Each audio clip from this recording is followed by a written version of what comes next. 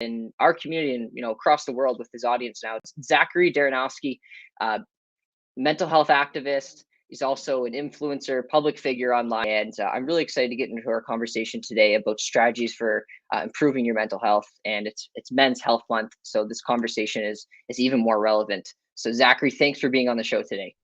No, thank you, Lyndon, for having me on. I'm really excited for this conversation, and hopefully we can leave some of your audience with some good mental health tips and for the well-being. I appreciate that. And because you're from Windsor, Essex, I have to ask, where's your favorite place to get coffee or tea? Coffee or tea? For me, probably my favorite place, my simple go-to would have to be my local Starbucks. But now that I'm back home in Windsor, I've tried and explored a few places. So Caffeine and Co. in Amherstburg, and then Cafe Amore was a place I was told to go to by my mom. So shout out to Cafe Amore on Ottawa Street, or I'll be there very soon. Awesome, awesome. And now you were in Australia for a bit, correct? Correct. Awesome. What brought you to Australia and then back to Windsor? Yeah, so I was in Australia as of January 2020.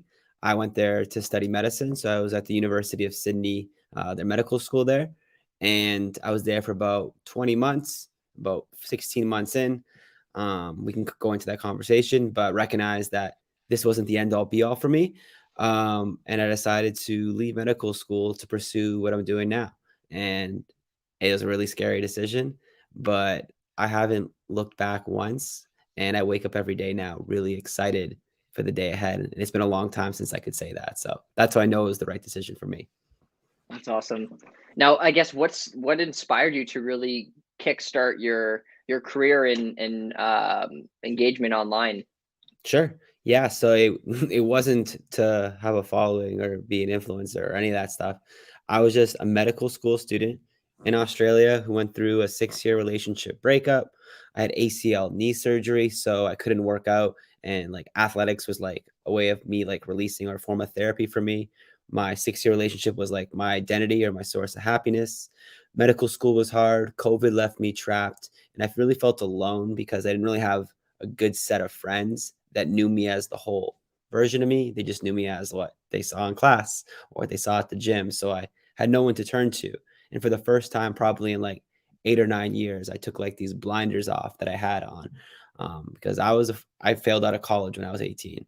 And I was almost kicked out of my house. And just, I was like, everything I did up to the point of getting into medical school was almost to like not knowingly, but prove people wrong. So I never said stop. I just went go, go, go, go, go. And then I was there and I was like, who are you doing this for? What are you, is this your ego driving you? Is it society? Is it people in your life? I recognized I was capable and I really enjoyed it. I did. Like I was very happy to be there, but I recognized it wasn't the end all be all for me. In medicine, like a lot of, I think, postgraduate like careers, they require that it to be your end all be all, because if it's not, you can find other options that can, I guess, cater to more lifestyle factors, or if you have passions outside of your workplace, this doesn't allow you to do that. There's nothing wrong with that, but I recognized it wasn't for me. And then over a few months, the question you actually asked me was, how did I start this whole social media? I was just, all those things I was saying before got me to a breaking point. And the breaking point was I was going for a run in the afternoon and like busy downtown, like CN Tower, like buildings type of vibes in Sydney. And I remember all these like busy men and women running, like just walking by in their business attire. And there was no COVID there at the time because it was different than here in Canada. And I just was hysterically crying. And people they didn't see me. No one saw me. And I just remember feeling like, holy smokes, I feel alone. And I was like, okay, maybe I should go seek support, because I've always believed in mental health, but I just thought it would never impact me. So as a medical student, I sought counseling services, which were free. And one of the things they told me to do was to journal my thoughts, because one of the things I often do is I overthink. And that's one thing I could really recommend to people. If they overthink or they're anxious, is to write out their thoughts. Helps a lot. So I got a journal and I did it one night and I was like, you know what? Why don't I put these thoughts out um, on TikTok? because I wasn't going to go to Instagram or Facebook because my friends and family are there, and that kind of like defeats the whole purpose of that. And I was like, okay, maybe if I go on TikTok, there'll be one other person, could be like finding your match on Tinder or Bumble for mental health. You know what I mean? Like someone who like can be the same as you. And that was the goal of 40, 50 views in one person, and then just have like a buddy I could open up to without ruining or feeling like I'm ruining my image. And the first video went viral, and then the rest is just took off. So it What was wasn't. that first video for you? What was it focused on? Yeah, it was on depression. It was just on like, I think I can't remember the exact ones, but it was like 4 or 5 like anecdotes or things that I was going through. That was really relatable, I guess, to an audience and shareable, which is why I went viral. But it wasn't anything crazy. It was just like me in my room with like 4 or 5 signs above my head. And I remember just being in like a Zoom class and seeing like this video. I've never had a picture do more than 100 likes. But this video was like 10,000, 20,000, 50,000, 100,000, a million. It just like, I had no idea what to do. So I felt almost then obligated to be posting, right? So then that started to like burn me out because I was like, people are depending on it. But then I found like a balance. And then once I found that balance in medical school, I was like, I actually really enjoy creating videos and doing like being creative and like helping others and connecting with others, but in my own way. So I slowly started morphing into that, and then made the decision to pivot or change my career path and jump off the conveyor belt, which could be medicine, and do this. And I've been doing this now for about 4 weeks full time here in Windsor, and it's going really well. So yeah. Mm-hmm. I mean, there's a lot of questions that came out from just what I was hearing, but the first being, well, just a comment, and the pandemic was extremely hard, and I think whether you weren't affected directly, there was somebody that you knew that was going through some difficult time, being trapped in your house and not not knowing what's on the outside of your home, and how interacting with people can that lack of interaction, that lack of social interaction really affects your mental state, and perhaps suicides increased during the pandemic and lockdowns. I would imagine they did. But I think you're an example of a very interesting point that's relevant to Men's Health Month, is that I don't want to assume genders or anything, but definitely I would imagine a male, and for you being able to speak about your emotions, and that's something that the public is trying to get across, is that men are okay to express their emotions to the public. What's your thoughts on that for men like myself that are a bit hesitant, keeping their thoughts trapped in their head? How does that work? Yeah, it's How do tough. they cope with that? It's tough. I'll do these videos. I'll give you an example. So today we did a video. What did the sign say? It said, "This is my sign of depression. You are not alone." So I just come out there straight and said, I'm saying it's pretty much a Zach's depressed to like strangers. And it's scary. That was the scariest one for me personally, because I never openly say that to that extent. And people will come up to me in groups and they would say how much they support that and what they're struggling with, like 2 guys or 2 girls or whatever their orientation is. And I asked them, I'm like, so do you guys have a support system? Do you guys talk to one another about this? And oftentimes they've been friends for years and they say no. And then they get really awkward. I'm a blindfold on, but I can feel like the tension. I'm just like, you feel comfortable talking to a stranger about this, yet in your groups, there's still that lack of normalization or stigmatization behind this conversation. So my goal is to hopefully try to break that a little bit, but the only way we can break that is through our own vulnerable confidence. And you don't have to come out and say you're suicidal or you haven't made your bed in 8 weeks. You can just say, I'm not feeling good. And I think just starting the conversation is everything. And you'd be surprised at how well it's reciprocated by the other person. And that's what I try to do. And that's what I would suggest.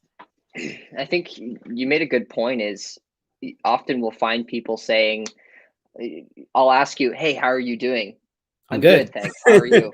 Right? Yeah. Like I would imagine people have more to say than just that they're good, or "I'm good, thanks. How are you?" Right? There's more to that. There's more behind the tape. Absolutely. And that if you go at any of my videos, any hugging videos, when I say, how are you? They always say I'm good before they hug. No one says I'm doing bad, or then you say what's going on, and then people say actually how they feel. So oftentimes the I'm good is not good, and sometimes digging a little bit more into it without being too judgy, or I don't know the right word to use, but to get to the bottom of it, just to be more genuine, is really important, because that's the biggest thing with mental health. People who have been impacted in my life or have passed from mental health that I know really well, it's invisible, right? It's the ones that look so good, or the ones that are the struggling the most, or it's not the typical depression, sadness. It's numbness and really good ability to just put on this facade day to day, and those are the ones you should. That's why you always want to be kind, because you don't know what people are going through. No, exactly. And just because it is Men's Health Month, why do you think that men are more reserved? I don't know if they're more reserved. I think it's more so society teaching us to man up or be strong. And as cliche and maybe as old and traditional as it is, I think it's still applicable. Females have a much, as a whole, better support system or ability to express their emotions in their groups.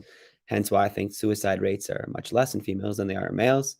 Um, but I always go back to my videos, because I feel like those really show me like who people are. Like 80% of people come up to me are guys. The ones that give me real like deep hugs are guys. Like, guys need it. Guys are human just as much as female. We lack that ability to get that out there. So if you're a guy listening to this, or you close to a guy and just want to touch base, just reach out to them or tell them how you're feeling, because usually the when you can be open allows the other person to. And a formula I created, it's vulnerability equals relatability equals empowerment. So I find that when I'm vulnerable, you can relate. When you can relate, hopefully you can empower people to do the same. Wow, I love that. Thank you. Really impactful. And just going a bit more into your experience, filming these social experiments in public, what has there been any moments that you've experienced that were extremely impactful? You were lost for words. You were, thrown back a bit. Yeah. Oftentimes, probably every day, there's something. It's always right before we leave, or when I'm not blindfolded, it's the person that you just like least expect to come up to you or say the things they say. It's um, people surprise you. So yeah, every single day in a good way. And yes, and in one video I noticed was I I might be paraphrasing this wrong, but vaccination or no vaccination, I still love you, right? How are Yeah. those experiences in public? All right, so that one is the only one that like there was tension. It said your vaccination status won't change how much I love you. And people got caught up in the word vaccination. They don't think they read the full quote or read it for what it meant. And people immediately took a side. Are you pro-vax, anti-vax, pro-choice? And I just said neither. This conversation's about kindness and love. I'm not here to pick a side. Um, I've said it off the record and on the record now with the Windsor Star. I am fully vaccinated. But throughout that experiment, that 5 series, I never once said that, because then that defeats the whole purpose of this conversation. Mhm. So I just seen the divide, the segregation, me struggling with depression, a lot of my friends struggling with mental health, and just knowing what loneliness and isolation has done. And any more segregation and divide just adds to that. So my goal was to bring people together. And it didn't say hug me in that video either. It was just to have the conversation. Absolutely. Yep. It was a powerful conversation. And we had a question that actually came in and I want to address. Sure. Where do you get your inspiration from? What inspires you to continue doing what you're doing? Guess like last year, what I was going through. That's why I started this whole thing. I used to make, I guess, videos raising awareness, but now I want to like create change, enough change so the person who's in the video or watching it has enough, I guess, motivation, or their eyes are open to do the same and pay it forward in their own way, because we can all use more kindness or unconditional love in our life. Hmm. And what's I guess what does it feel like, seeing this large audience in front of you? Is it It used to scary? Is scare it me, but uplifting? it's super uplifting, because it's like kindness and love's going viral. It's not like I'm doing pranks or like ruining relationships or in these like like I mean like I didn't break up with an ex to like make the new like these are just good acts that are helping people. So it feels really good.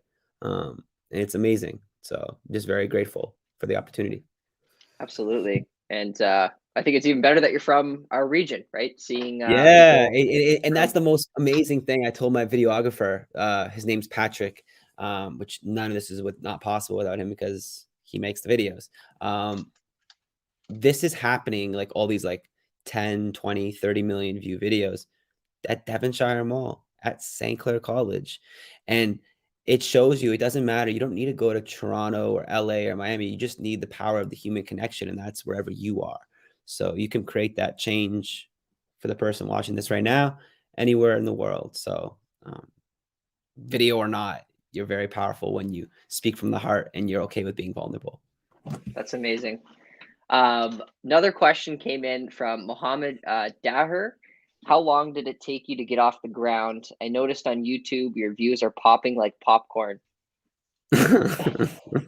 Shout out to my boy, whoever that is. I appreciate the push, popping like popcorn. TikTok was immediate. Instagram probably like 6 months ago, and then YouTube I was just very fortunate. So if you want to get into the YouTube space, I've post TikToks, which are like short form videos, like Instagram Reels, and now YouTube's pushing this thing called their Shorts. So essentially, I just post my TikToks there, and they seem to be working. So make TikToks if you want to grow on social media right now. That's my best piece of advice. Awesome. Now, just fast forwarding a bit to your time as a student, Yep. I guess through interacting with public and what you're gaining from these social experiments, what advice can you give to students that are maybe they're trying to balance education, other aspects of their life? Yeah. I mean, I don't know how students do it. So that's why I do at St. Clair College. Like I can't imagine going to school during these times, whether you're in grade school, high school, or college. Understand that these are unprecedented times. That I would say every student, whether they tell you or not, are going through difficult times. And to have these conversations, whether it's like the mental health, depression, anxiety, or just schools challenging, or what are you doing, just getting into those groups is super helpful. Even when I was studying human kinetics at the University of Windsor, and I remember study groups are just like groups where you talked about classes. That was so helpful. Just I guess like the venting of it, or just having the conversation where you're not the only person. So if you can find those groups, I would cherish them, because that's probably the biggest piece of advice I would give. Other than that, these are difficult times, and that to put a little less pressure on yourself. That's what I would do. I appreciate that. What for yourself? What keeps you going? I know you mentioned you're suffering from depression and anxiety, especially being over in Australia. Mhm. Um, but what helps you? Yeah, so what helps me is I do these things called micro goals. So oftentimes, like, I guess the depressive episodes come in like waves. Now they don't come as often and they're not as big, but when they are, I do these micro goals. So if it's 6:19 p.m. right now and I feel like really sad all of a sudden, or just something reminds me of something that makes me feel bad, I'll go to my phone.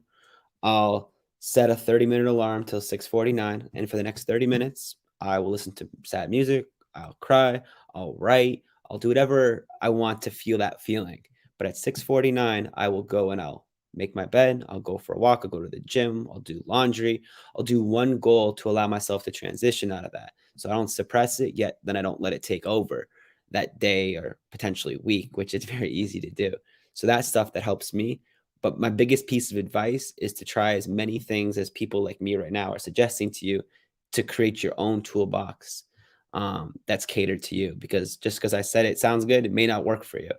And once you have a toolbox that works for you, oftentimes you don't get as anxious or you don't get as worried about going into that hole, because you already feel secure knowing how to get out of it. It's for the people who've never been in the hole or how deep the hole can get that I'm usually the most concerned for, because it's hard when you're in that situation.